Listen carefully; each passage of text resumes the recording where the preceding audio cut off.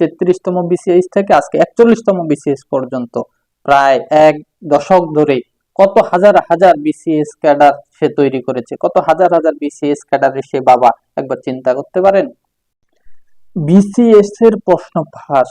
আপনি একবার বিষয়টা চিন্তা করতে পারেন, বাংলাদেশের সর্বোচ্চ ডিগ্রিধারী এই বিসিএস, আর সেই 33তম বিসিএস থেকে 41তম বিসিএস প্রায় এক দশক ধরে এই আবেদ আলী বিসিএস এর প্রশ্ন ফাঁস করে যাচ্ছে। এই আবেদ আলীর মতো হাজার হাজার নেক্সরোতে মানুষ আছে যারা কিনা ধর্ম ব্যবসা করে, যারা ধর্মকে সামনে সাইনবোর্ড হিসাবে দিয়ে তারা কিন্তু দুর্নীতি করে যাচ্ছে। তারা কিন্তু প্রশ্ন ফাঁস, দুর্নীতি থেকে শুরু করে আরো বড় বড় কাজ আছে তারা কিন্তু করে যাচ্ছে।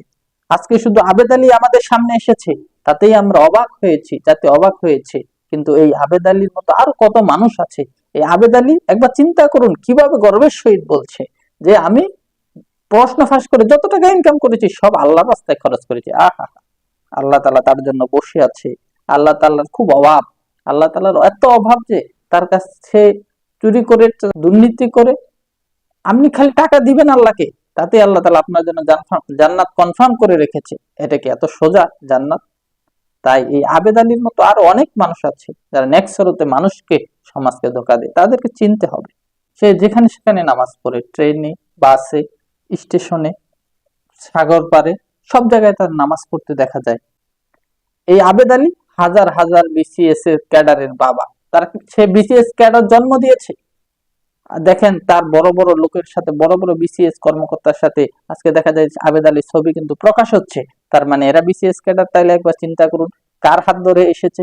এই আবেদ আলী দেশ ও জাতির কত বড় ক্ষতি করেছে। এই আবেদ আলী মেধাবীদেরকে আসতে দেয়নি, এখানে অযোগ্যরা এসেছে টাকার বিনিময়ে, যার কারণে আজকে দেশটা আমাদের নড়বড়ে হয়ে গেছে। তাই আমাদেরকে সচেতন হতে হবে। এইরকম আবেদ আলীদের মতো নেক্সরোতে যারা ধোঁকা দেয়, জান্নাত থেকে মনে হয় পালায় আসছে চেহারা দেখলে। অনেকে আছে যারা এখনো প্রকাশ্যে আসেনি। আরো এরকম আরো অনেক বড় বড় চোর পাওয়া যাবে যারা ধর্ম ব্যবসা করে, ধর্মের নামে টুপিদারি লাগিয়ে, সুন্দর লেবাস লাগিয়ে মনে হয় যে জান্নাত থেকে পলায়ন করে এসেছে, অথচ তারা অনেক বড় বড় দুর্নীতির কাজে ব্যস্ত। কিভাবে গর্ব করে আলী হাসান বলতে পারে যে আমি প্রশ্ন ফাঁস করে যত টাকা ইনকাম করেছি সব আল্লাহ রাস্তায় খরচ করে দিয়েছি। আহা, আল্লাহ বসে আছে, আল্লাহ খুব অভাব। আল্লাহ তাআলা তার টাকার জন্য বসে আছে। মানুষ দুর্নীতি করে, চুরি করে, চামারি করে টাকা নিয়ে আসবে, আর আল্লাহ তাআলা সেগুলো তার কবুল করার জন্য বসে আছে। এত কি সোজা জান্নাত পাওয়া? এরকম হাজার হাজার নেক্সটে ধোঁকা দেওয়ার মানুষ আছে। আমাদের সচেতন হতে হবে, সমাজটাকে সচেতন করতে হবে।